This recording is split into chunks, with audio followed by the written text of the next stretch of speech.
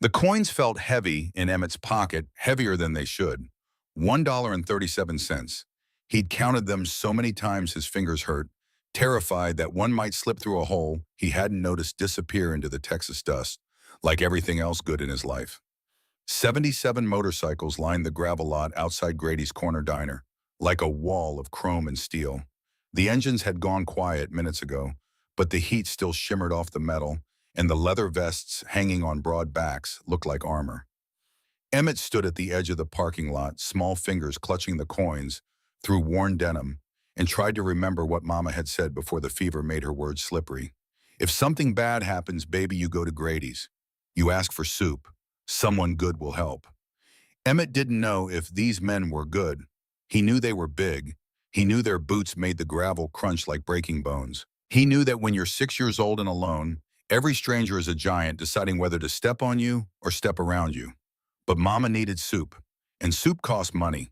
And money was something they'd run out of a long time ago, somewhere between the last town and this one. Between the last brews and the fresh ones Emmett tried not to look at when he helped her change the bandages Deputy Brennan said were from being clumsy. Emmett took a breath that tasted like dust and fear and walked toward the diner. The door was heavier than he expected. It took both hands to pull it open, and when he did, a bell chimed above his head, bright and cheerful, like the world wasn't ending. The diner smelled like coffee and bacon and something baking that made his stomach twist with hunger he'd learned to ignore. 77 men turned to look at him, not all at once. That would have been a movie. This was real, so it happened in waves. The ones nearest the door, first conversation dying mid-sentence. Then the ones at the counter, coffee cups pausing halfway to mouths. Then the ones in the back booths, forks scraping to silence against plates. Emmett froze. The door swung shut behind him with a soft thud that sounded like a cell locking. A woman behind the counter name tag reading Jolene had her hand near the phone. Her eyes were wide, the kind of wide that meant she was deciding whether to be scared now or wait 5 more seconds. Her other hand gripped a coffee pot like it might become a weapon. The booth closest to Emmett held the biggest men. 5 of them, leather vests, worn soft with road miles faces that looked like they'd seen weather and trouble and learned to stare both down. The one in the middle, silver threading through his dark hair, had eyes that tracked Emmett the way a hawk tracks movement in tall grass. Emmett's legs wanted to run. His heart hammered against his ribs like it was trying to escape without him. But Mama was back in room 12, fever climbing, breath rattling, and the hospital wristband on her thin arm said they owed money they'd never have. So Emmett did what Mama taught him. He made himself small. He kept his eyes down. He walked toward the big table like he was supposed to be there, like 6-year-olds walked into rooms full of strangers every day, and it was fine. When he reached the table, he stopped. 5 pairs of eyes looked down at him. Nobody smiled, nobody frowned. They just waited, and somehow that was worse than anger because Emmett didn't know what it meant. He lifted his hand, opened his small fist, and poured the coins onto the scarred wooden table. They clattered loud in the silence. A quarter bounced, rolled, settled. 3 dimes lay flat, a nickel. The rest pennies, some shiny, some dull, all counted 100 times. Emmett's voice came out smaller than he meant it to. I have $1.37. He swallowed, forced himself to look up at the man in the middle, the one whose eyes hadn't left him since he walked in. Is that enough for soup? The man didn't move, didn't speak. His jaw was tight, a muscle working there like he was chewing words he couldn't say. My mama needs to eat, Emmett added, and hated how his voice cracked on the word mama, hated how young it made his son, hated that he was 6 years old and begging strangers because the one adult who was supposed to help them only made things worse. The silence stretched. Somewhere in the kitchen, something sizzled. A truck rumbled past outside. Jolene still had her hand on the phone. 77 bikers sat in absolute stillness. Then the man in the middle moved. Slow, deliberate. His rough hands slid across the table and covered the coins, not taking them, just stopping them from scattering. Hey, he said. His voice was low, controlled, the kind of voice that didn't need volume to carry weight. What's your name? Emmett's throat felt tight. Emmett? How old are you, Emmett? 6. You here by yourself? Emmett shook his head, then corrected himself because lies made things worse. Kind of. My mama's at the motel. She can't get up. The man's eyes narrowed slightly, not with anger, with focus. What's wrong with her? She's sick. She's real sick. The hospital sent her home because— Emmett's voice dropped to a whisper. Because we don't have money. The man's jaw flexed again. He looked at the coins under his palm like they weighed 1,000 pounds. One of the other men at the table, younger with the scar across his cheek, leaned forward. Kid's got hospital band tan on his wrist. See it? Emmett tugged his sleeve down fast, covering the pale line where the paper bracelet had been before Mama tore it off, said they couldn't afford what came with it. The man in the middle glanced at Emmett's wrist, then back at his face. What's your mama's name? Nora, Emmett said. And it wasn't a lie, because that's what she told people to call her now, even though sometimes late at night when the fever made her confused, she called herself something else. Rachel, a name that sounded like crying. Last name, the man asked, and something in his voice changed, sharpened. Emmett hesitated. Mama said don't tell people your last name. Don't let them find you. But this man's eyes weren't mean. They were something else. Something that looked like it hurt. Harper, Emmett whispered. The man went absolutely still, his hand on the coin pressed down like the table might collapse. His eyes stayed locked on Emmett's face, searching for something, and Emmett didn't know what, but it felt important. Harper, the man repeated. Not a question, a word being tested. Emmett nodded. The man took a long breath, the kind Mama took before she had to do something that scared her. Then he slid the coins back toward Emmett, gentle like they might break. You don't need those, he said. Emmett's heart dropped. But the soup? The man reached into his leather vest and pulled out a $20 bill. He set it on the table, then looked up at Jolene, who was still frozen with the coffee pot. 2 bowls of soup, the man said. His voice carried across the diner, calm but absolute. 1 here, 1 to go. Extra crackers. Hot. Jolene stared at him like he'd just spoken a foreign language. Then she looked at Emmett, and something in her face crumpled and rebuilt itself in the space of a breath. Okay, she managed. Okay, honey, coming right up. She turned toward the kitchen, moving fast, like if she slowed down, she'd fall apart. Emmett stood there, coins still in his hand, not understanding. But I have— You keep your money, the man said. Save it for something else. One of the other men at the table, a woman with short dark hair and sharp eyes, spoke for the first time. Her voice was softer than Emmett expected. Emmett, do you want to sit down while we wait for the soup? Emmett shook his head fast. Sitting meant staying. Staying meant Deputy Brennan might see. And if Deputy Brennan saw— The man seemed to understand. He didn't push. Okay, you can stand. What motel is your mama at? Sunrise, Emmett said. Room 12, by the ice machine. The man's face did something complicated. His eyes flicked to the woman with the short hair, and some unspoken thing passed between them. How long has she been sick? The man asked. 3 days, maybe 4. Time got blurry when Mama was too hot to touch, and Emmett had to put wet towels on her forehead and pray she didn't stop breathing while he was asleep. Has she seen a doctor? Emmett nodded. Yesterday. They gave her medicine, but— He stopped. He wasn't supposed to talk about this part. But what? The man asked, and his voice went quieter, the kind of quiet that meant he already knew the answer. They said she has to come back, but she won't. She's scared. Scared of what? Emmett's mouth opened, closed. The truth sat on his tongue like a stone he couldn't swallow and couldn't spit out. The bell above the door chimed. Emmett's whole body went rigid. He knew that sound now, the specific way the bell rang when someone walked in, slow, taking their time, owning the space before they even spoke. Deputy Hale Brennan stepped into the diner. He was 32 but looked younger, the kind of face that smiled easy and meant nothing. Clean uniform badge catching the fluorescent lighted radio on his belt, crackling with static that sounded like authority. His eyes swept the room, cataloging the bikes outside, the leather vests, inside the tension that had settled like dust. Then his gaze landed on Emmett. His smile widened. Emmett, buddy, what are you doing here? Emmett couldn't speak.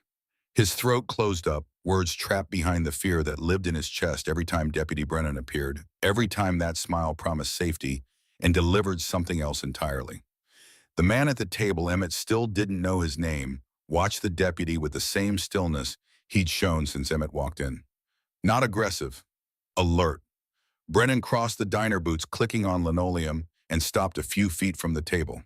Up close, he looked at the coins Emmett still held at the $20 bill on the table at the bikers, who'd gone quiet again in a different way. Making friends, Brennan asked Emmett, voice light. Then to the man, I'm Deputy Brennan. I know the Harper family. They're under my watch. The man didn't stand, didn't move, just said calm and flat. The kid asked for soup. We bought it. Brennan's smile thinned just a fraction. That's real generous. But Emmett here knows he's supposed to check with me before talking to strangers. Emmett's fingers tightened around the coins until the edges bit into his palm. The man's eyes never left Brennan's face. Strangers bought him food. You have a problem with that? No problem, Brennan said, and his tone stayed friendly, stayed professional, stayed exactly as dangerous as it had always been beneath the shine. Just making sure everyone understands the situation. Nora Harper's complicated. She makes choices that aren't always in her best interest. Or Emmett's. The woman with short hair spoke up, voice controlled. Kid says his mama's sick. She is, Brennan agreed. She's also stubborn. Won't accept help. Won't follow medical advice. It's a tough situation. Tough for who? The woman asked. Brennan's eyes flicked to her, reassessing. For everyone who cares about her. Jolene appeared from the kitchen, carrying 2 bowls of soup. Steam rose from them, rich and thick, the kind of soup that cost more than $3.50, but she'd made it anyway. She set one bowl on the table in front of the empty chair and carefully placed the other in a paper bag with a plastic lid folding the top tight. Here you go, sweetheart, she said to Emmett, and her voice shook. Emmett reached for the bin with both hands, terrified it might vanish. The warmth bled through the paper into his palms. Real. Solid. Thank you, he whispered. The man at the table pushed the 20 toward Jolene. She looked at it like it might burn her, then took it and walked away without asking for change. Brennan put a hand on Emmett's shoulder. Light.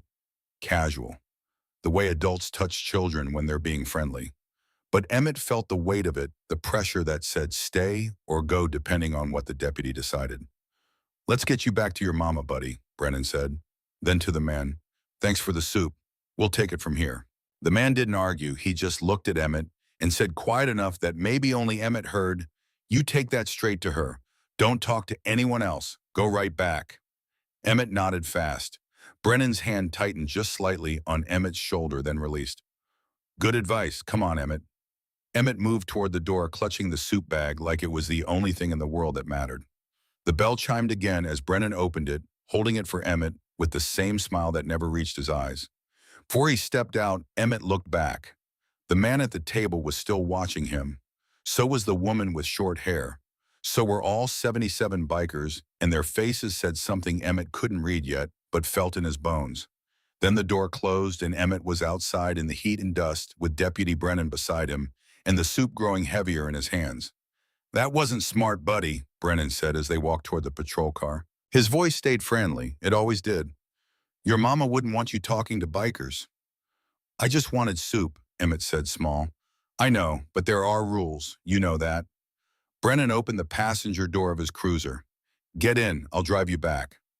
Emmett climbed in the soup bag on his lap seat belt, clicking across his chest. Through the windshield, he could see Grady's corner diner, the motorcycles still lined up like sentries, the windows reflecting sky so he couldn't see inside anymore. Brennan got in the driver's seat and didn't start the engine. He sat there, hands on the wheel, looking straight ahead. Emmett, he said, and the friendly voice had an edge now, the one that came out when Mama said something he didn't like. Those people aren't your friends. They don't know you. They don't care about you. They saw a kid and felt sorry, and tomorrow they'll be gone and you'll still be here, and your mama will still need someone to take care of her. Emmett stared at the soup bag. I take care of you, Brennan continued. I make sure you have a place to stay. I check on your mama. I help when nobody else will. You understand that, right? Yes, sir, Emmett whispered. Good. Brennan started the engine. Because if those bikers come around again, if they try to talk to you or your mama, you tell me. Immediately. Can you do that? Yes, sir. Good boy. The drive to Sunrise Motel took 4 minutes. Brennan parked near the room 12, but he didn't get out.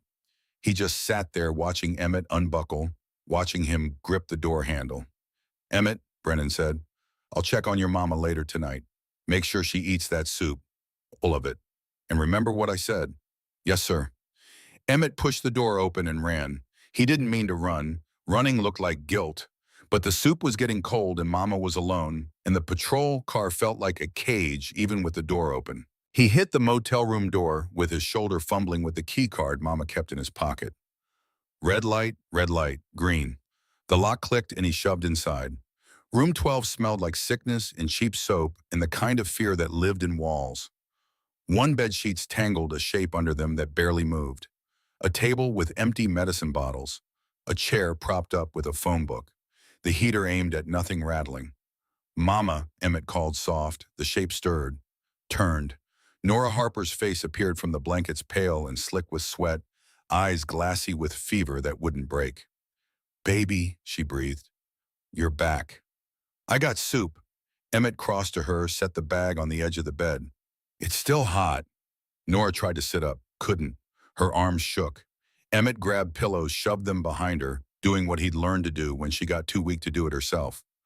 Where'd you get soup? She asked, and her voice rattled in her chest like broken glass. Grady's diner. A man bought it. He was nice. Nora's eyes sharpened despite the fever. What man? A biker. There were lots of them. But he was nice. He didn't hurt me. Emmett, Nora started coughing. Deep wet, the kind that made Emmett's stomach twist because he'd heard that cough get worse every day and didn't know when worse became can't breathe anymore. She coughed into her hand, pulled it away. Blood flecked her palm. Emmett's heart stopped. Mama, I'm fine. She gasped, but she wasn't. She tried to smile. Failed. Did Mike see you? Emmett nodded. Nora's face crumpled. Oh, baby. What did he say? He said not to talk to strangers. He said he'll check on you tonight. Nora closed her eyes like the words hurt worse than the cough. Okay, we have to be careful. Mike gets upset when people interfere. Emmett opened the soup container. Steam rose. Chicken noodle thick with vegetables, the kind that might actually help. He handed her the spoon. Nora took it with shaking hands, lifted a spoonful to her mouth, swallowed. Her eyes filled with tears. It's good, she whispered. The man gave us two, Emmett said. This one's yours. I have one too. Nora looked at the bag at the second container inside, and something in her face broke. What man? What was his name? I don't know, he didn't say. But Mama, Emmett hesitated. He looked at my wrist, where the hospital band was, and he asked our last name. Nora went very still. What did you tell him? Harper, like you said to. Did he say anything when you said Harper? Emmett thought back. He got real quiet, like it meant something. Nora stared at the soup like it had turned into a snake. What did he look like? Big, silver hair. He had eyes like he was sad but trying not to show it. Nora's hands started shaking so bad the spoon clattered against the bowl. Oh, God. Mama, what's wrong? Nothing, baby. She set the bowl down. Looked at Emmett with eyes that were suddenly too awake, too sharp despite the fever. Did he say anything else? Anything at all? He said to take the soup straight to you and not talk to anyone. Nora pressed her hand over her mouth. Her shoulders shook. Emmett couldn't tell if she was crying or coughing until she pulled her hand away and he saw tears. Mama, I'm sorry. Did I do something wrong? No. Nora grabbed his hand, held it too tight. No, baby. You did good. You did so good. But listen to me. If that man comes back, if you see him again, She stopped, coughed. Blood this time more than before speckling the sheets. Mama, I'm fine. But she wasn't. She tried to breathe and it sounded like drowning. Emmett knew that sound. He'd heard it get worse for 3 days. He knew what came next because the hospital doctor had told him before they sent Mama home, before they said come back when you can pay, before the fever started climbing and didn't stop. I'm calling 911, Emmett said. No, we can't afford. Mama, you can't breathe. Mike will be upset. He said no more hospitals. He said. Nora doubled over coughing so hard her whole body convulsed. The soup bowl tips spilled across the sheets and she didn't even notice. Emmett ran for the motel phone. His hands shook so bad he could barely press the numbers. 911. It rang once. The door burst open. Deputy Brennan filled the doorway, hand on his belt near his gun eyes, taking in the scene in one sweep. Emmett with the phone. Nora bent double on the bed, blood on her hand. Soup spilled everywhere. "What are you doing?" Brennan asked, and his voice had that edge again, the one that meant someone was about to be in trouble. "She can't breathe," Emmett said, phone pressed to his ear. "She needs help." The 911 operator answered. "This is 911. What's your emergency?" "Hang up the phone, Emmett," Brennan said. "My mama can't breathe." Emmett said into the phone. "Room 12, Sunrise Motel. She's coughing. Blood. Brennan crossed the room in 3 strides and took the phone from Emmett's hand. Not rough, firm, the way adults do when they're taking control. "This is Deputy Brennan, badge 447, he said into the phone, voice calm and professional. "False alarm. Patient has a history of anxiety and substance use. She's refusing treatment. We're handling it. Thank you." He hung up. Emmett stared at him. "She's not refusing. She's dying. Emmett, go outside." "No." Brennan's face didn't change. "Go. On outside, now." Nora tried to speak, managed only a wheeze that sounded like please. Brennan knelt beside the bed, pulled out his own phone, and took a photo of Nora, fever slick, tangled in bloody sheets. Soup spilled everywhere. Evidence of something, Emmett didn't know what. "See this?" Brennan said, showing Nora the photo. "This is what happens when you let strangers interfere. This is what happens when Emmett disobeys me. You want him to see this? You want him to watch you fall apart." Nora shook her head, tears streaming. "Then you rest. You take the medicine I brought you last week. And tomorrow you'll feel better. And we don't call 911 anymore. Understand?" Nora nodded. She had no choice. Emmett could see it in her eyes the way he'd seen it 100 times before. "No choice." Brennan stood, looked at Emmett. "Outside, I need to talk to your mom alone." "No," Emmett said again, but smaller this time. "Emmett," Brennan's voice didn't rise, didn't have to. "Your mama needs to rest. You being here makes it harder. Go sit by the ice machine, 5 minutes. Then you can come back." Emmett looked at Mama. Mama nodded just barely. Emmett walked outside. The door closed behind him. Through the thin walls he heard voices. Brennan's steady, controlled. Mama's weak pleading. Words he couldn't make out but felt in his chest anyway. He sat by the ice machine like he was told. It hummed and rattled. The sun was setting and painting the motel parking lot gold and red like it was on fire. Across the lot, an engine rumbled. Emmett looked up. 2 motorcycles rolled in slow. No roar, no show, just quiet presence. The man from the diner stopped his bike near the office, far enough away that it didn't look threatening, close enough that Emmett could see his face. The woman with short hair parked beside him. They didn't get off their bikes, didn't approach. They just sat there, engines idling, watching room 12's closed door the way guards watch a perimeter they're not supposed to cross but won't abandon either. The man's eyes found Emmett across the lot. He didn't wave, didn't smile, just looked at him with that same expression from the diner, the one that said, "I see you." The door to room 12 opened. Deputy Brennan stepped out, saw the motorcycles, and his jaw tightened. He walked toward them, hand resting on his belt, near his badge, posture, casual but deliberate.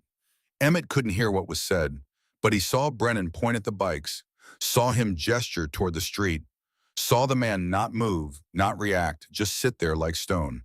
The woman pulled out her phone, started filming. Brennan's face changed.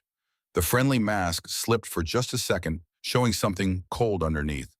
Then it snapped back into place, and he turned, walked back to his patrol car without looking at room 12 again.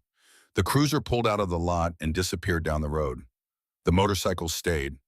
5 minutes became 10, then 15. Then the man got off his bike, slow and obvious, and walked to the motel office. Talked to someone inside, came back out, didn't approach room 12, just returned to his bike and waited. When Emmett finally got up and walked back to the door, the man nodded once. Just once. Like a promise Emmett didn't understand yet, but needed anyway. Emmett opened the door to room 12.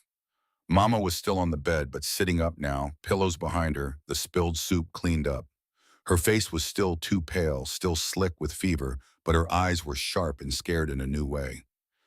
"Baby," she whispered, "those men outside, did they say anything to you?" Emmett shook his head. If they come to the door, you don't open it. You hear me no matter what they say. Why? Because Mike says they're dangerous. Emmett thought about the man buying soup, about the woman filming Brennan when he got angry, about the way they hadn't moved when Brennan told them to leave.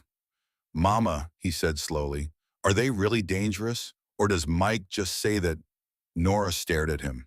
For a long time she didn't answer. Then she reached out and pulled him close, held him like he might disappear. I don't know anymore, she whispered. I don't know what's real. Outside, the motorcycle's engines hummed, not leaving, not threatening, just there. And Emmett sat on the edge of the bed with Mama's arms around him and his own soup finally going cold, and wondered for the first time in his life if maybe the things adults called dangerous weren't always the things that hurt you. Maybe sometimes danger wore a badge and smiled while it squeezed.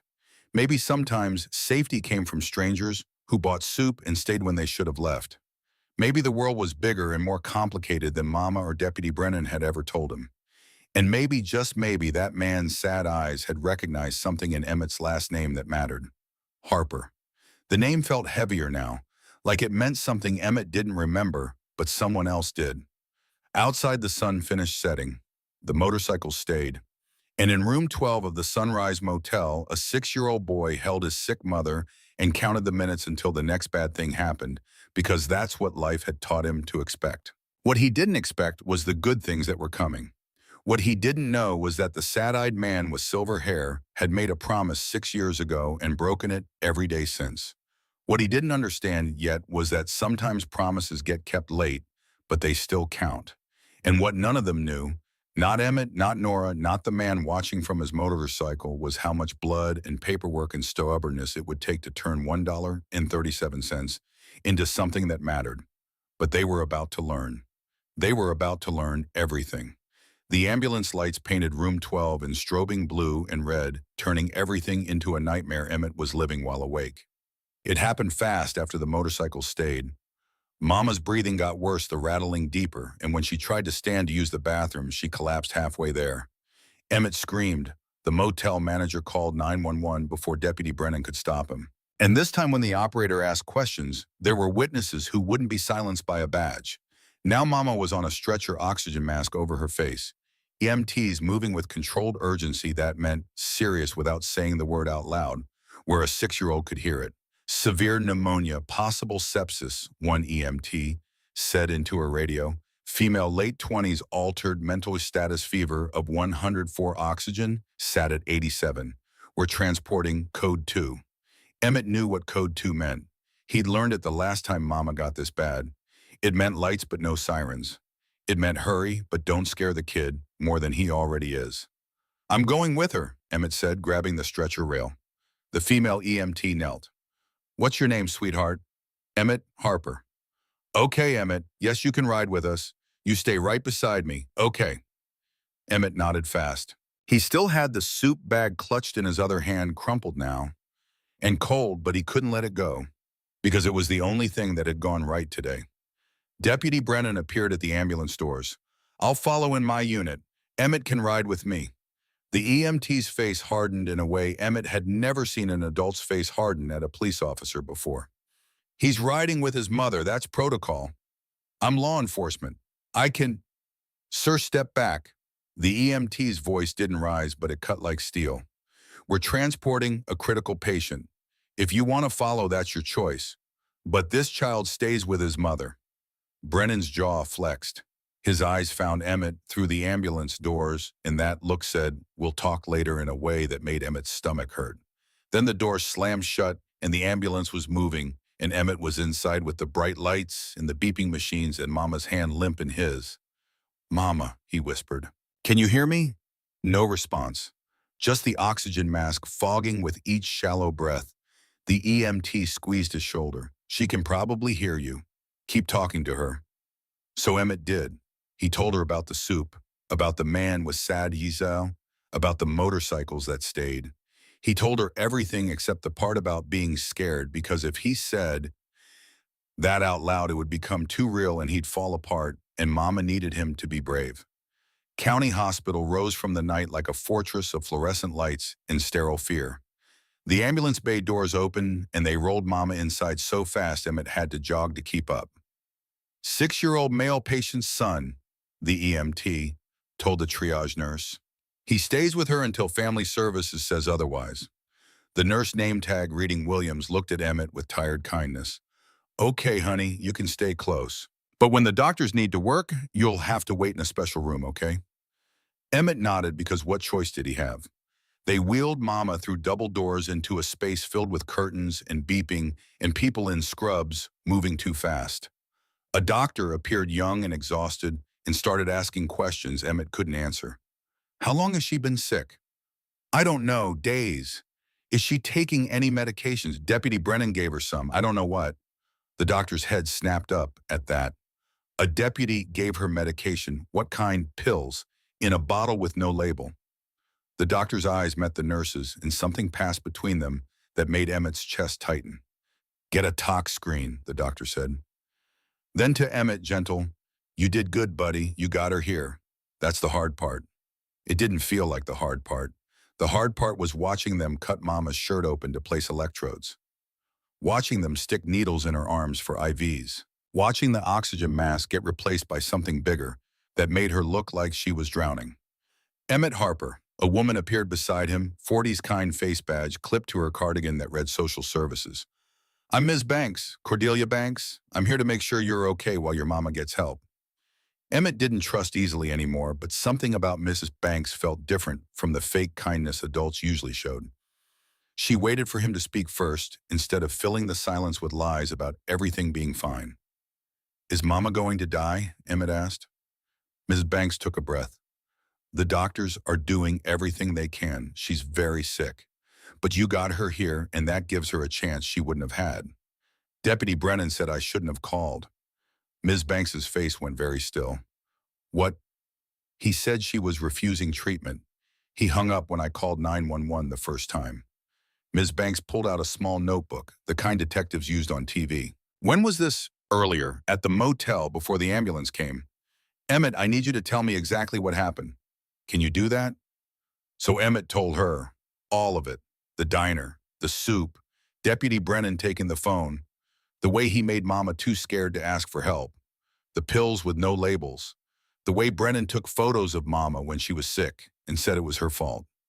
Ms. Banks wrote everything down. Her hand shook slightly. You did the right thing telling me, she said when he finished. Everything you just said, it's important. And you're safe now. Okay, nobody's taking you anywhere without proper paperwork. Brennan has paperwork, Emmett said. He showed it to Mama once. It said he could take me if Mama couldn't take care of me. Ms. Banks's jaw tightened. What kind of paperwork? I don't know, official looking, with a seal. Did you see a judge's signature? Emmett shook his head. I didn't look at it close. Mama just got real quiet after. Banks could respond. The double doors burst open, and Deputy Brennan walked in like he owned the hospital. Behind him, an older man in a sheriff's uniform, silver star on his chest face like granite. There he is, Brennan said, pointing at Emmett. Emmett, buddy, come here. Ms. Banks stood, positioning herself between them. Deputy, the child is under hospital supervision. I'm his legal guardian, Brennan said, pulling a folder from under his arm. Emergency Protective Custody Order. Signed yesterday. Ms. Banks took the folder, opened it. Emmett watched her face change from confused to angry as she read. This isn't signed by a judge, she said. It's signed by a magistrate. That's legally sufficient. For emergency custody, no, it's not. This requires a juvenile court judge's signature. The sheriff stepped forward. Ma'am, my deputy has authority here. You are welcome to verify through proper channels. But right now, that boy needs to be placed in protective custody while his mother receives treatment. Protective custody from what? Ms. Banks asked. From the motorcycle gang that's been harassing them, Brennan said smoothly. There are 77 bikers at that motel. The child is traumatized. His mother can't protect him. I'm taking him to a safe location. Emmett's voice came out small. They didn't hurt me. They bought soup. Emmett, you don't understand. I understand you won't let Mama get help. The words exploded out before Emmett could stop them. I understand you took the phone. I understand Mama cries when you come, and you say it's helping, but it's not. The corridor went very quiet. Brennan's smile didn't waver, but his eyes went cold. Emmett's confused. His mother has substance abuse issues. He doesn't know what's real. My mama doesn't do drugs, Emmett shouted. Emmett, Ms. Banks started. She doesn't. He gives her pills. He makes her take them. Brennan crouched, bringing himself to Emmett's level with that same false kindness. Buddy, I know you're scared, but your mama asked me to help. She asked me to make sure you were safe. And right now, the safest place for you is with me. No, Emmett backed up until he hit a wall. No, I want to stay with mama. Your mama can't hear you right now. She's sedated. Then I'll wait. I'll wait until she wakes up. Emmett, Brennan's hand reached out, and Emmett did something he'd never done before. He screamed, loud, the kind of scream that brings every nurse on the floor running. Don't touch me, don't touch me. You hurt mama, you hurt her, and you say you're helping, but you're not. Medical staff appeared, security, a doctor Emmett hadn't seen before. Everyone talking at once. Ms. Banks raised her voice above the chaos. Deputy, step back, now. Ma'am, I have legal authority. You have a piece of paper that isn't properly signed and a child who is terrified of you. You will step back or I'm calling hospital security to remove you. The sheriff's hand went to Brennan's shoulder. Son, maybe we should wait for proper verification. Let the hospital handle it. Brennan stared at Ms. Banks like he wanted to say something that would destroy her career. Then his smile returned wider than before. Of course, I understand. I'll wait right here while you verify. Emmett, buddy, I'll be close by if you need me. Emmett slid down the wall until he was sitting arms wrapped around his knees, the crumpled soup bag still somehow in his hand. He'd never felt smaller in his life. Ms. Banks knelt beside him. Emmett, I'm taking you to a safe room. You'll be able to see your mama through a window, but you'll be away from the main hallway. Okay. Is he going to take me? Not if I can help it. Adults always say that. Then they do anyway. Ms. Banks looked at him with something that might have been respect for a cynic too young to vote, but old enough to see through nonsense. You're right. Adults lie, but I'm going to try very hard to be different. Deal. Emmett nodded because what else could he do? They moved through corridors that smelled like antiseptic and fear until they reached a small room with a window that looked into the ICU. Through the glass, Emmett could see Mama surrounded by machines, a tube down her throat, now chest rising and falling with mechanical precision. They had to intubate her, Ms. Banks explained. That means a machine is breathing for her while her lungs heal. It looks scary, but it's keeping her alive. Emmett pressed his hand against the glass. Mama, I'm here, he whispered, even though he knew she couldn't hear. Behind him, Ms. Banks was on the phone, voice low and urgent. Yes, I need to speak with a juvenile court judge immediately. No, this can't wait until morning. We have a deputy claiming emergency custody with insufficient documentation, and the child is exhibiting signs of abuse. Yes, I'll hold. The minutes crawled by like hours. Emmett watched Mama breathe through machines and counted each rise and fall of her chest like they were prayers. Then Ms. Banks's phone rang. She answered, listened, and her face transformed from worried to determined. Understood. Yes, I have witnesses. I'll document everything. Thank you, Your Honor. She hung up and immediately started writing in her notebook with fierce concentration. What happened? Emmett asked. A judge is coming, a real one. She's reviewing the custody order personally, and she's not happy about what she's hearing. Will she stop Brennan? If the paperwork is fake, yes. And if it's real, Ms. Banks hesitated. Then honest, then we fight harder. The door opened. Dakota Pierce walked in, the woman from the motorcycle still wearing leather, but her vest was off now, tucked under her arm. She moved like someone who knew hospitals had rules and was prepared to follow exactly enough of them to avoid being thrown out. Emmett Harper, she asked. Emmett nodded. My name's Dakota. I'm with Mason Reeves, the man who bought you soup. We've been outside since the ambulance left. Mason wanted me to check on you. He's still here. He's not leaving until he knows you're okay. Something in Emmett's chest loosened slightly. Why? Dakota crouched, meeting his eyes. Because he made a promise a long time ago to someone important, and he just figured out you might be part of that promise. I don't understand. You will. But right now, I need to know, are you safe? Is anyone trying to take you somewhere you don't want to go? Deputy Brennan says he has papers. Dakota's eyes hardened. Where is he now? waiting outside. He's not allowed in here. Good. Dakota pulled out her phone. I'm texting Mason. He needs to know. Ms. Banks watched this exchange with professional concern. Ma'am, I appreciate your concern, but I'm not here to cause problems, Dakota said. I'm here because that deputy has a history. 3 other women in this county have restraining orders against him. He uses his badge to control vulnerable people. And if he's trying to take this kid, it's not for the kid's safety. Ms. Banks stared at her. How do you know this? Because we looked. Mason started making calls the second we saw how that kid reacted to Brennan. We've got names, dates, case numbers, and we've got a lawyer on the way who specializes in protective custody disputes. You researched all this in 3 hours. We're motivated. Emmett looked between them, not understanding half the words, but understanding the tone. These people were fighting for him, and that was new. Why? He asked again. Why do you care? Dakota's face softened. Because we know what it's like when the people who are supposed to protect you are the ones you need protection from. A commotion erupted in the hallway. Raised voices, someone saying you can't go in there. Then Brennan pushed through the door, face flushed, that friendly mask completely gone now. The sheriff was behind him, looking uncomfortable. Emmett, we're leaving. Now. No, Emmett pressed himself into the corner. Deputy, Miss Banks started. The hospital administrator agreed. The child is being released to my custody pending proper placement. The hell he is, Dakota said, stepping between them. Brennan's eyes locked on hers. Ma'am, you need to leave. You have no legal standing here. And you have fake paperwork. It's not fake. It's been verified. By who? The sheriff, who's your buddy. The sheriff's face reddened. Ma'am, watch your tone. Or what you'll arrest me for asking questions. Dakota pulled out her phone. Because I'm recording this. And I've got 17 bikers outside with cameras. And a judge on speed dial who's very interested in why a deputy is trying to remove a child from a hospital while his mother is unconscious. Brennan took a step toward her.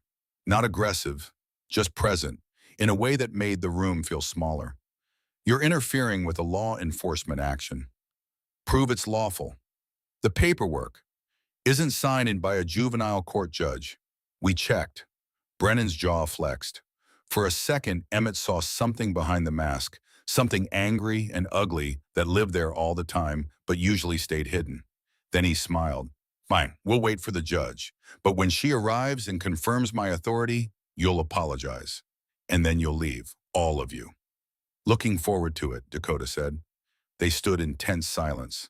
Emmett huddled in the corner. Soon. Banks documented everything in her notebook. The sheriff looked like he wanted to be anywhere else. And through the window, Mama breathed through machines, unaware that her son's entire future was being decided by people who'd never met her. The door opened again. This time, Mason Reeves walked in. He was bigger than Emmett remembered from the diner, or maybe the room was smaller. But his eyes were the same, sound and determined, and looking at Emmett like he saw something that mattered. Emmett, he said, voice low. You okay? Emmett nodded because his voice wouldn't work.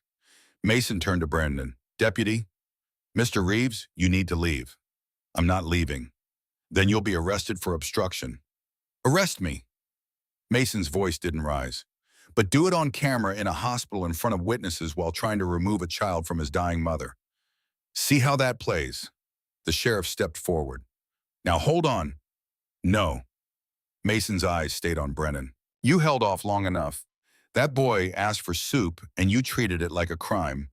His mother needed an ambulance and you tried to stop it. You're not taking him. Not tonight. Not ever. You have no legal authority. Neither do you. Not with that paperwork. How would you know? Because we had it examined by a lawyer an hour ago. You filed emergency custody with a magistrate who doesn't have jurisdiction over family court matters. It's invalid. Brennan's face went very still. You had no right. It's a public document. We had every right. The silence stretched like wire about to snap. Then Emmett heard it. Footsteps in the corridor. Multiple pairs. Moving with purpose. The door opened. A woman in her 60s walked in, gray hair, pulled back, dark coat over professional clothes, eyes that missed nothing. Behind her, 2 state troopers in uniform and a man in a plain suit carrying a briefcase. I'm Judge Catherine Aldridge, Circuit Court, she said. Her voice was calm, but carried the kind of authority that made everyone in the room straighten instinctively. Someone want to tell me why I'm at a hospital at midnight dealing with an emergency custody dispute that should never have reached my desk. Emmett had seen judges on TV. They wore black robes and sat high behind wooden desks and said, "Order in the court," like they were angry at everyone. Judge Aldridge didn't look like that. She looked like someone's grandmother, if that grandmother had spent 50 years learning how to dismantle people with paperwork. She scanned the room, gaze landing on each person for exactly 1 second. Brennan the sheriff, Ms. Banks, Dakota Mason. Then Emmett, and her eyes softened just slightly before moving on. "Deputy Brennan," she said, "show me your custody order." Brennan handed over the folder, confidence returning. "Your Honor, this is a difficult situation. The child's mother is incapacitated. There's a motorcycle gang harassing the family. Emergency protective custody was necessary." Judge Aldridge read the document. Her expression didn't change. She finished, closed the folder, and looked at Brennan with eyes like ice. "This is signed by Magistrate Collins." "Yes, Your Honor." Magistrate Collins handles traffic violations and small claims disputes. He has zero jurisdiction over family court matters. Your Honor, in an emergency. An emergency requires a juvenile court judge, which I am, which means this order is invalid, and you knew it was invalid when you filed it. The room temperature dropped 10 degrees. Brennan's face went carefully neutral. "Your Honor, I acted in good faith. You acted in bad paperwork. There's a difference." She turned to Ms. Banks. "Your social services." "Yes, Your Honor." Cordelia Banks. "What's your assessment?" "The child is terrified of the deputy." He described a pattern of control and intimidation toward both him and his mother. The mother was brought in with severe pneumonia after the deputy allegedly prevented an earlier 911 call. "I have significant concerns about the deputy's involvement with this family." Judge Aldridge looked at Emmett. "Son, what's your name?" "Emmett Harper, ma'am." "Emmett, I'm not going to ask you a lot of questions right now because you've had a hard night, but I need to know one thing. Do you feel safe with Deputy Brennan?" Emmett looked at Brennan, at the smile that promised consequences later, at the eyes that said, "Choose carefully." Then he looked at Mama through the glass, unconscious and breathing through a machine because she'd been too scared to ask for help until it was almost too late. "No, ma'am," Emmett said. "I don't feel safe with him." "Why not?" "Because he hurts Mama and says it's helping, and he makes me lie about it." Judge Aldridge's jaw tightened. She turned to Brennan. "Deputy, you're ordered to have no contact with this child or his mother. If you violate that order, you will be held in contempt. Clear?" "Your Honor, I'm law enforcement." "Which makes it worse, not better. No contact. The state troopers will ensure compliance." One of the troopers, a tall man with gray at his temples, stepped forward. "Deputy Brennan, you need to leave the hospital." Brennan stared at Judge Aldridge's like she'd just declared war on everything he believed about his own authority. Then he looked at Mason with pure hatred. "This isn't over," he said quietly. "Yes," Judge Aldridge replied. "It is. Leave now." Brennan left. The sheriff followed, muttering something about consulting with the county attorney. The door closed behind them, and Emmett felt like he could breathe for the first time in hours. Judge Aldridge knelt beside him, bringing herself to his level. "Emmett, you're going to stay here at the hospital tonight. Ms. Banks will be with you. In the morning, we'll figure out what comes next. But nobody is taking you anywhere without proper authorization from me. Understand?" "Yes, ma'am." "Good boy." She stood, looked at Mason. "Mr. Reeves, I need to speak with you, privately." Mason glanced at Emmett, then nodded. They stepped into the hallway, Judge Aldridge closing the door behind them. Through the window in the door, Emmett could see them talking. Mason's face changed as he listened, going from tense to shocked to something that looked like grief. His hand came up to his mouth. His eyes closed. Judge Aldridge put a hand on his shoulder, speaking urgently. Mason shook his head, lips forming words Emmett couldn't hear.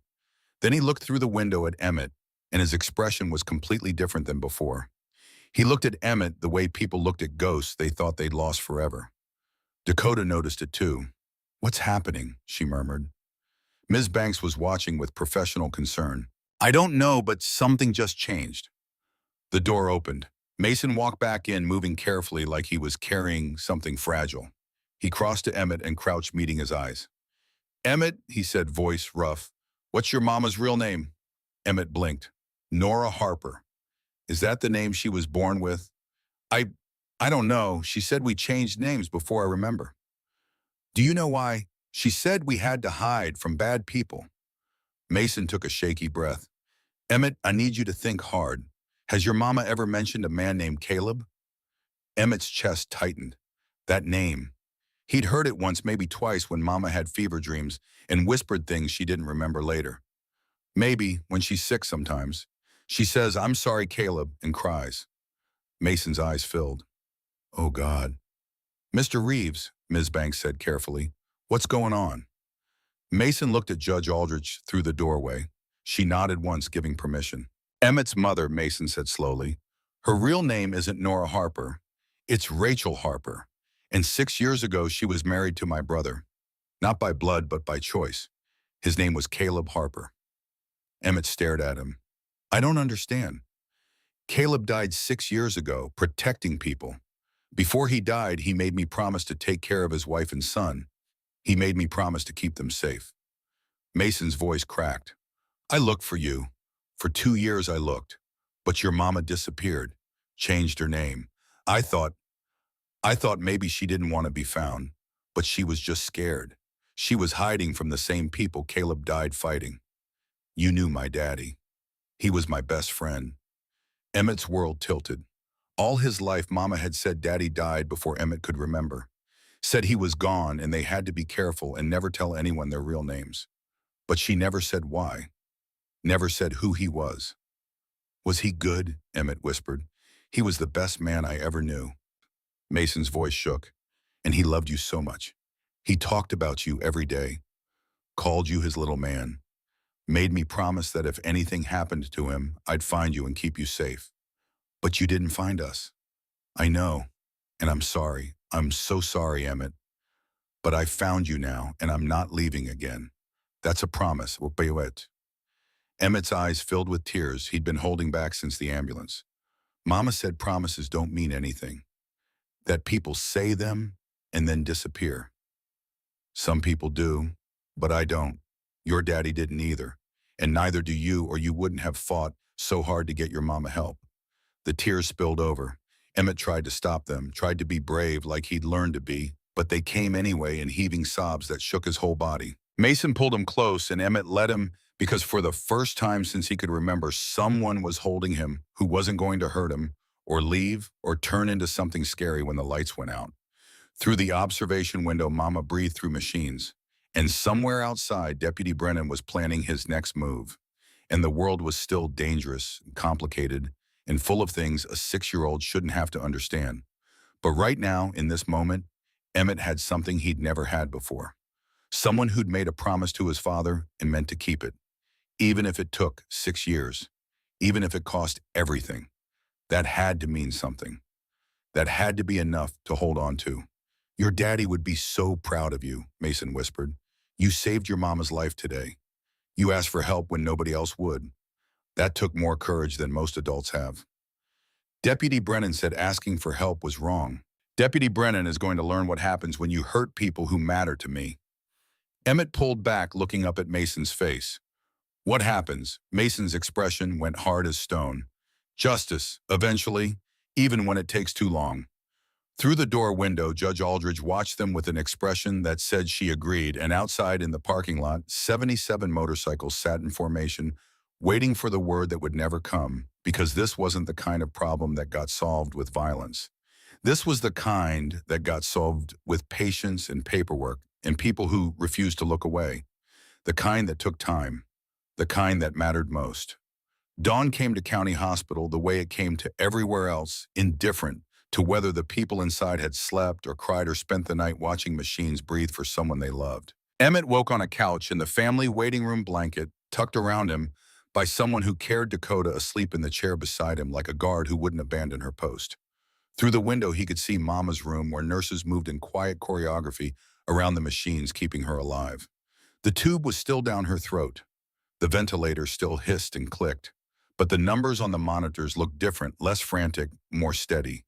A nurse noticed him watching and offered a small smile. Progress.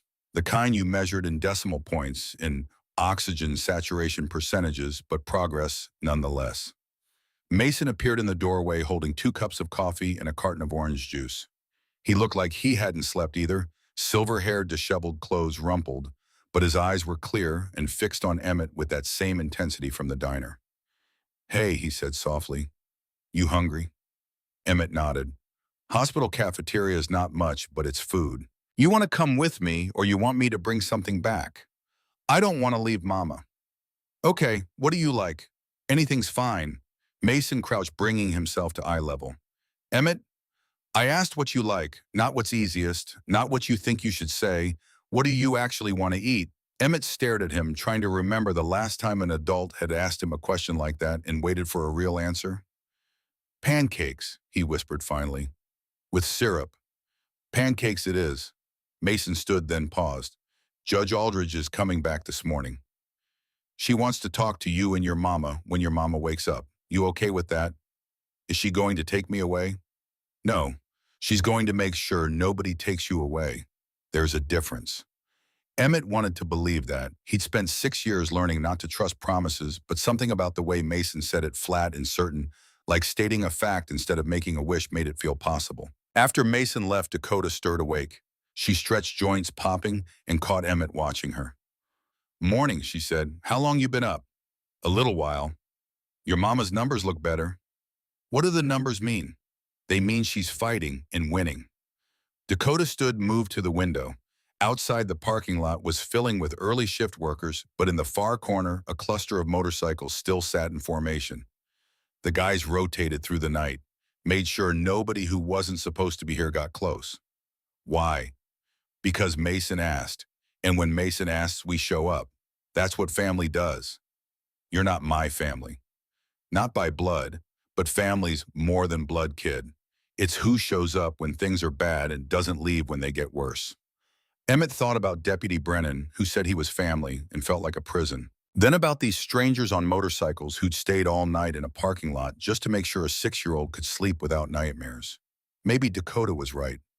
Maybe family was something you chose, not something you were born into. The door opened and a doctor came in, different from last night, older with kind eyes behind wireframe glasses.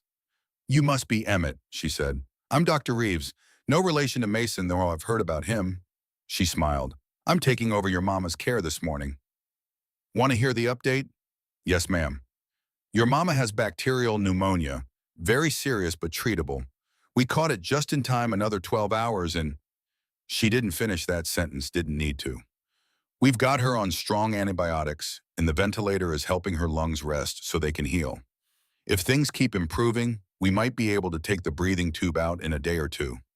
And then she'll be okay. Then she'll be better. Not okay yet, she'll need time to recover and she'll need a safe place to do that. But yes, she's going to live." The weight that had been sitting on Emmett's chest since the ambulance ride cracked slightly enough to let air in. "Can I see her?" "For a few minutes, and Emmett, you can talk to her. People on ventilators can often hear even if they can't respond. So tell her whatever you need to tell her." Dr. Reeves led him to Mama's room. Up close, the machines were louder, beeping, hissing, humming with electronic life. But beneath all that noise, Mama looked peaceful in a way she hadn't in months. No fever flush, no shaking, just sleep that might actually be restful.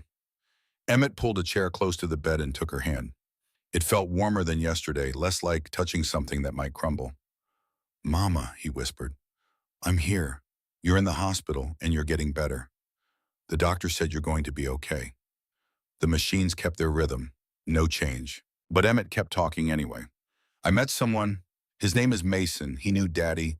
He said Daddy made him promise to keep us safe, and he's been looking for us. I know you said we had to hide, and I know you were scared, but Mama, I think maybe we don't have to hide anymore. I think maybe we found the good people Daddy told you about." Still nothing, but Emmett squeezed her hand and imagined he felt a response, a tiny pressure that might have been real or might have been hope, but either way, it kept him talking. "Deputy Brennan can't come here anymore. The judge said so. And Mason's friends are outside making sure, so when you wake up, you don't have to be scared. You don't have to pretend everything's fine when it's not. You can just rest." "Okay, Mama. You can rest now. The ventilator hissed, the monitors beeped, and somewhere deep in Mama's sedated brain, maybe she heard, maybe she understood, maybe that was enough for now. Judge Aldridge returned at 9 a.m. Sharp, accompanied by a man in an expensive suit carrying a briefcase that looked like it cost more than Mama's car. This is investigator Warren Klein, as she introduced. He's been looking into Deputy Brennan's history with the county. What he found is concerning.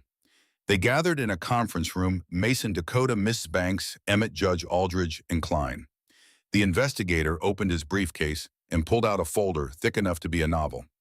Deputy Hale Brennan, Klein began, has been with the county sheriff's department for 8 years.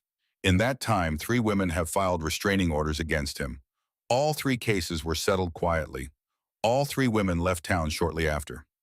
Settled how? Ms. Banks asked.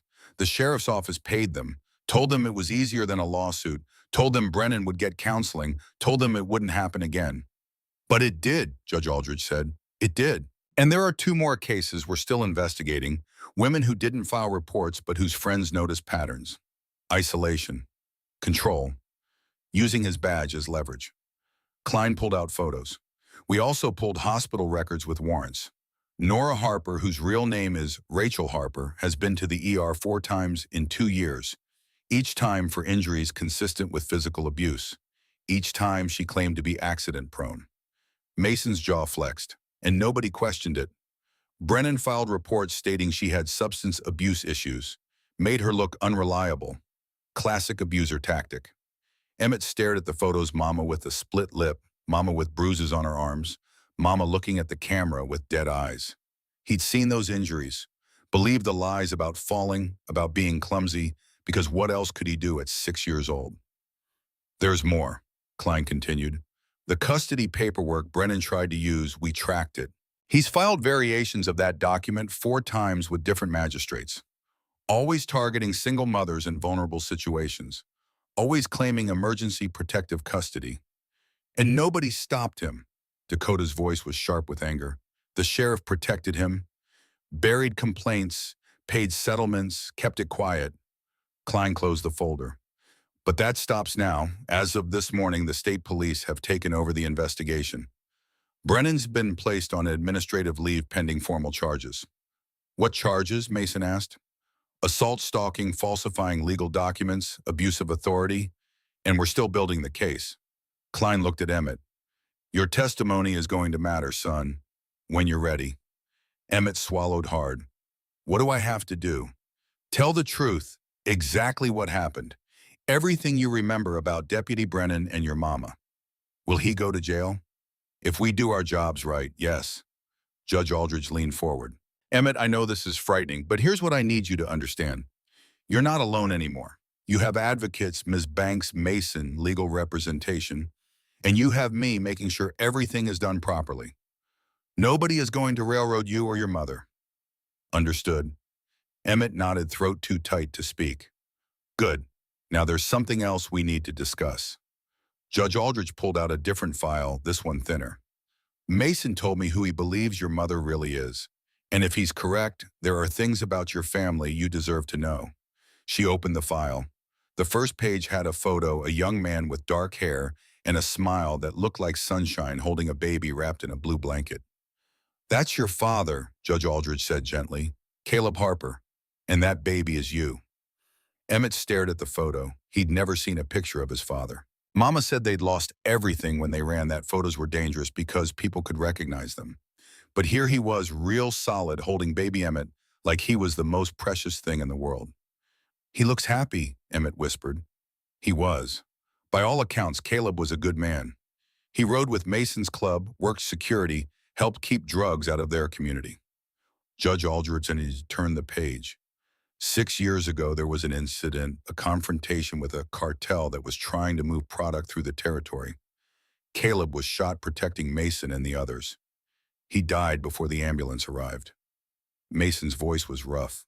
He jumped in front of me, took bullets meant for me. Last thing he said was, "Take care of Rachel and Elijah. Promise me, brother." Elijah, Emmett said. Is that my real name? It was. Your mama changed it to Emmett when she went into hiding. Why did she hide? Because she was scared. The cartel made threats. She didn't know who to trust, so she took you and disappeared, changed your names, moved constantly, tried to stay invisible. Judge Aldrich's voice softened. She was trying to keep you safe the only way she knew how. But we weren't safe. We found Deputy Brennan. No, Judge Aldrich agreed. You found something worse than what you were running from. That's the terrible irony. Mason spoke up, voice thick with emotion. Emmett Elijah, I spent 2 years looking for you and your mama. Asked everyone, checked every town, followed every lead. I failed your father. I broke my promise. But you found us now. 6 years late. But you found us. Emmett said it again, firmer. You bought soup. You stayed. You called the judge. You didn't leave. He looked at Mason with eyes too old for his face. That's more than nobody else did. Mason's eyes filled. He nodded, unable to speak. Judge Aldrich gave them a moment, then continued. Here's where we are legally. Your mother is still unconscious but stable. When she wakes, she'll need to make decisions about your care. But until then, I'm appointing Ms. Banks as your temporary guardian. You'll stay near the hospital in protective custody until we can speak with your mother. And then we figure out how to keep you both safe. Long-term, properly. She closed the file. Emmett, I know this is overwhelming. You're 6 years old and you've been through more than most adults experience in a lifetime. But I promise you this, what happened to you and your mother, it matters. And we're going to make sure it never happens to anyone else. Will Deputy Brennan come back? No, and if he tries, he'll be arrested immediately.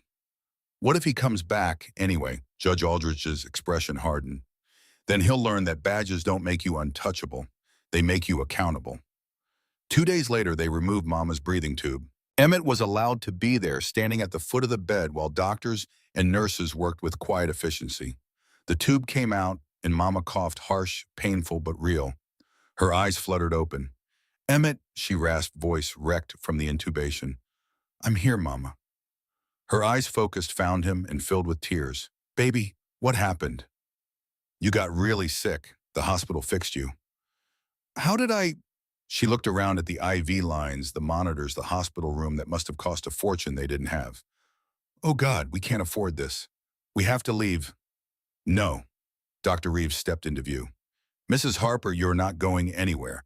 You had severe bacterial pneumonia and sepsis. You nearly died. You're staying until you're well enough to be discharged properly. But the bill, is being handled, Mason said from the doorway. Mama's head snapped toward his voice. Her face went white. No, you can't be. She tried to sit up, panicked. Emmett, come here. Come here right now. Mama, it's okay. It's not okay, Emmett, get away from him. Mason didn't move closer. He stayed in the doorway, hands visible, voice calm. Rachel. She froze at the name, her real name. It's me, Mason continued. Mason Reeves, Caleb's brother. You remember me? Mama stared at him like he was a ghost. How did you? Your son asked for soup with $1.37. I saw the name Harper on his hospital band. I put it together. Mason's voice cracked. I'm sorry, Rachel. I'm so sorry I didn't find you sooner. You were supposed to. It came out as an accusation, years of fear and loneliness packed into 4 words. Caleb said you'd find us. He said you'd keep us safe. And you didn't. We've been alone for 6 years. 6 years. I know, I looked everywhere. I swear to God I looked. Not hard enough. Mama was crying now, anger and grief pouring out. Not hard enough because we were right here. We've been in this county for 3 years. If you'd looked hard enough, if you'd cared enough, we wouldn't have. Her voice broke. We wouldn't have ended up with him. The weight of that statement hung in the air. Mason's face was carved with guilt. Brennan. He said he was helping. He said he'd protect us from the cartel. He said, Mama's hands twisted in the sheets. It doesn't matter what he said. It's what he did. And you weren't there to stop it. You're right, Mason said simply. I wasn't. I failed Caleb. I failed you. I failed Emmett. There's nothing I can say that makes that okay. Mama looked at him for a long moment, searching his face for lies or excuses, finding only raw honesty. So why are you here now? She asked finally. Because I found you and I'm not failing again. I don't want your charity. It's not charity, it's a debt. Caleb saved my life. I owe him everything, which means I owe you and Emmett everything. And I'm going to pay that debt whether you want me to or not. Well, that's not how debts work. It is when they're this important. Mama closed her eyes, exhausted. I can't do this right now. I can't think. Dr. Reeves stepped in gently. Mrs. Harper, you need to rest. These conversations can wait until you're stronger. No, Mama opened her eyes. No, I need to know. Where's Brennan? Ms. Banks appeared beside Mason. He's on administrative leave, under investigation. There's a no-contact order. He can't come near you or Emmett. That doesn't matter. Orders don't stop him. He's a deputy. He does what he wants. Not anymore, Judge Aldridge said, entering the room like she'd been waiting for exactly this moment. Mrs. Harper, I'm Judge Catherine Aldridge. I've been handling your son's case. Deputy Brennan has been charged with multiple crimes, including the assault and abuse of authority. He's being monitored. If he comes near you or Emmett, he will be arrested immediately. Mama laughed bitter and hollow. You don't know him. You don't know what he's capable of. No, Judge Aldridge agreed, but I know what the law is capable of when it's actually enforced. And I know what a protective order means when it's backed by state police instead of a sheriff who's been covering for his deputy for years. Mama's breath caught. The sheriff knew. The sheriff protected him. Multiple complaints buried. Multiple settlements paid quietly. But that ended when your case came to light. Judge Aldridge pulled a chair beside the bed.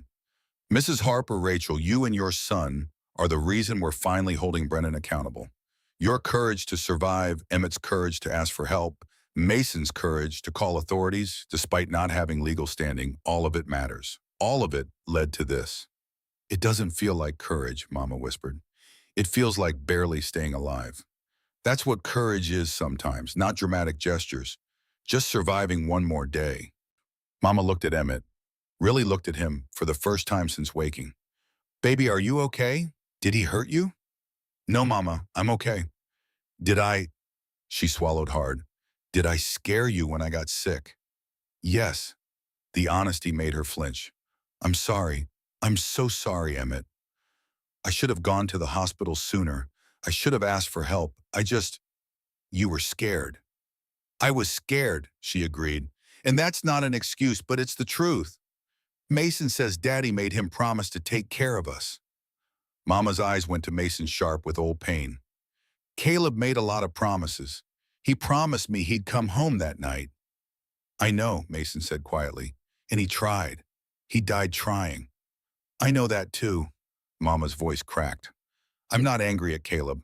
I'm angry that I've spent 6 years being terrified when I should have been able to trust the people who were supposed to help.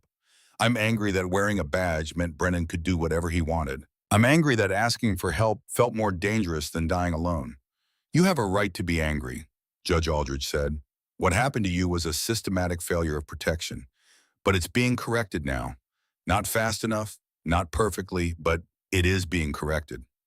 Mama wiped her eyes. What happens now? Now you heal. The hospital's arranging financial assistance for your bills. When you're well enough to be discharged, we'll find you safe housing, not a motel somewhere secure where Brennan can't find you even if he tries. Emmett will stay with you under child services supervision until we're confident you're both stable. And Mason will... Judge Aldridge looked at him. Mason will be available as support if you want it. I don't know if I want it, Mama said honestly. That's fair, Mason replied. I'm not asking you to trust me. I'm just asking you to let me try to earn it back. Mama studied him for a long moment. Then she looked at Emmett. What do you want, baby? Do you want Mason around? Emmett thought about the soup, about the motorcycles staying all night, about the way Mason had looked at him when he learned the truth, like finding something precious he thought was lost forever. Yes, Emmett said. He kept his promise to Daddy, even if it took a long time. Mama's eyes filled again. Okay, she whispered. Okay. 3 weeks later, on a morning that smelled like autumn and new beginnings, Emmett and Mama moved into a small house on the edge of town.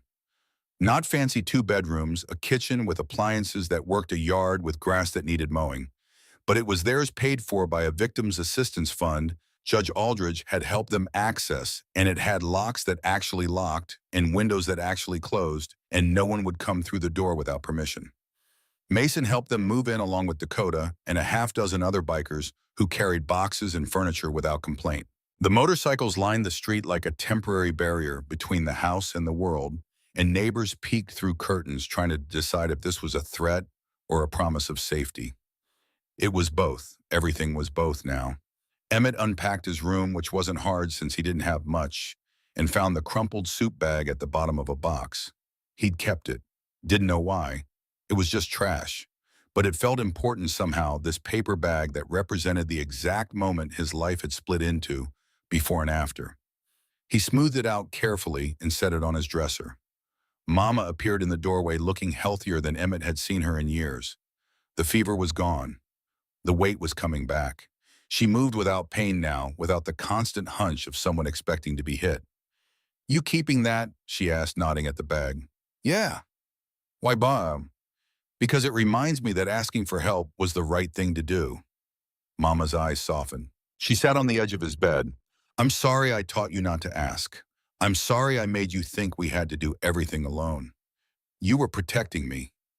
I was scared. There's a difference." She reached out, tucked his hair behind his ear. "Emmett Elijah, do you want me to call you by your real name?" Emmett thought about it. Elijah was who he'd been before when Daddy was alive, and the world was safer.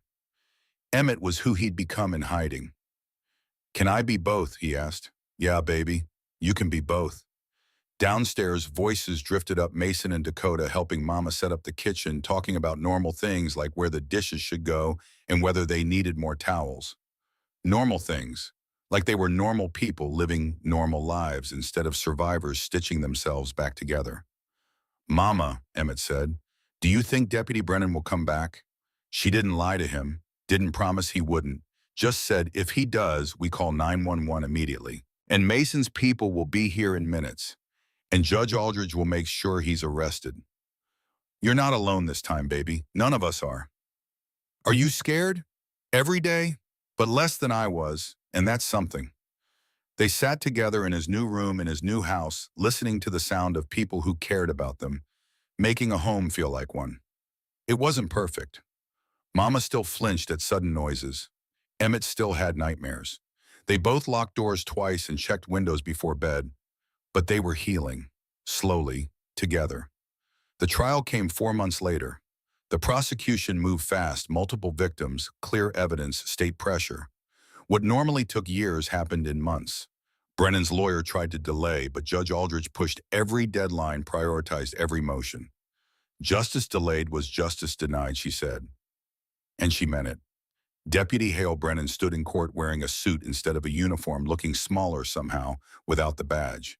3 other women testified before Emmett, their voices shaking, but determined, telling stories that sounded horrifyingly familiar. Control disguised as care, violence disguised as protection, abuse disguised as love. When it was Emmett's turn, he walked to the witness stand with Mama in the front row and Mason beside her. He was still only 6, almost 7 now, but he'd learned that being small didn't mean being powerless.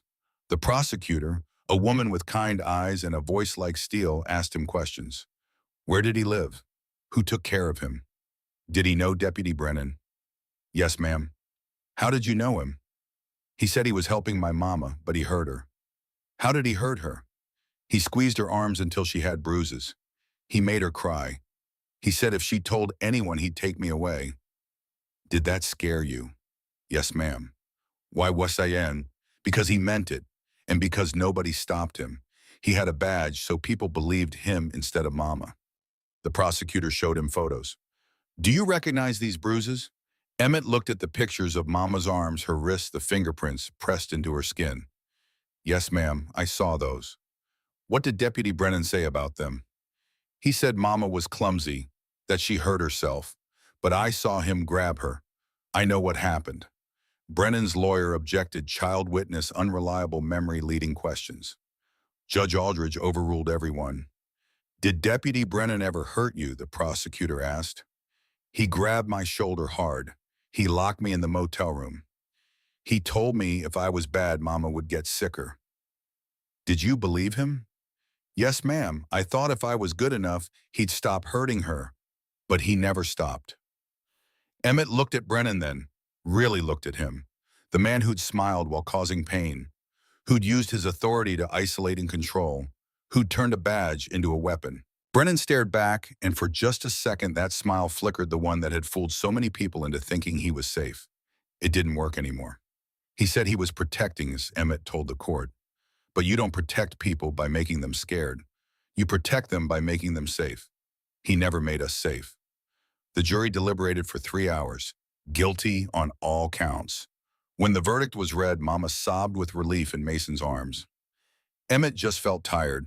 Justice was supposed to feel triumphant, but mostly it felt like the end of a very long fight that shouldn't have been necessary in the first place. Outside the courthouse, reporters waited with cameras and questions. Mason shielded them, Dakota running interference, getting them to the truck before anyone could shove a microphone in Emmett's face. But one reporter called out a question that stopped Emmett cold. Emmett, what do you want people to know about what happened? Emmett turned, looked at the camera, and thought about all the kids who might be watching someday. Kids in motels with sick parents and no money. Kids who'd learned to be small and quiet and not ask for help.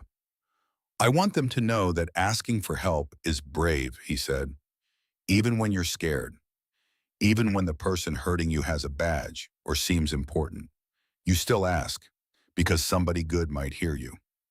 Who heard you? Emmett looked back at Mason, standing by the truck with that same expression from the diner, Dayton determined and refusing to leave. Strangers who became family, Emmett said. That's who. 6 months after the trial, on a spring morning that smelled like rain and promises kept, Emmett walked back into Grady's Corner Diner. The bell chimed.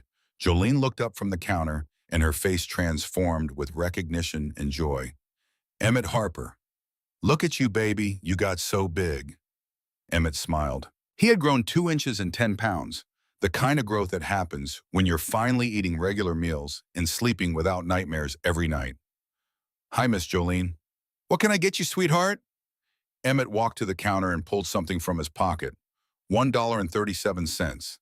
The same coins from that first day kept safe all these months. He placed them carefully on the counter. I want to buy soup for the next kid who needs it, he said. Not for me, for someone else. Someone who's scared and hungry and doesn't know if asking for help is okay. Jolene's eyes filled with tears. Oh, baby. And I want you to keep this money right here where everyone can see it, so they know that asking is okay, that people help. Jolene picked up the coins with shaking hands, then grabbed a small glass jar from under the counter. She dropped the coins inside, then pulled a label maker from a drawer and typed carefully. She stuck the label on the jar for the next kid who needs soup. There, she said, right here on the counter. Forever. The door opened. Mason walked in with Mama, both of them, healthier, steadier, learning how to be something other than haunted. The bikers who'd stayed that first night filtered in too, not 77 this time, just a dozen enough to fill a few booths and make Jolene smile. They weren't there to intimidate. They were there to celebrate. Because Emmett wasn't just surviving anymore. He was living. And Mama wasn't just hiding anymore. She was healing. And Mason wasn't just carrying guilt anymore. He was keeping a promise. Not perfectly, not without struggle, but keeping it nonetheless. Jolene brought out soup, big bowls hot and thick on the house because some things mattered more than money. They ate together, this makeshift family built from tragedy and stubbornness, and one 6-year-old's courage to ask for help when every instinct said not to. And on the counter, the jars sat in the afternoon light, coins glinting, label clear. Waiting. For the next kid who needed to know that asking for help was the bravest thing you could do. For the next stranger who needed to remember that being good meant showing up and staying even when it cost you something. For the next broken promise that might still be kept just differently than planned. Emmett looked at the bus and thought about Daddy, who he'd never really known, but who'd loved him enough to make Mason promise. About Mama, who'd done her best in an impossible situation. About Mason, who'd failed and tried again anyway. About the fact that sometimes justice took time, but still came. That sometimes family was who you found, not who you were born to. That sometimes the smallest acts, buying soup, making a phone call, refusing to look away, changed everything. He was 7 now. Almost. Old enough to understand that the world was complicated and cruel and also occasionally surprisingly kind. Old enough to remember that once upon a time, he'd had $1.37 and didn't know if it was enough. It had been enough, more than enough. It had been everything.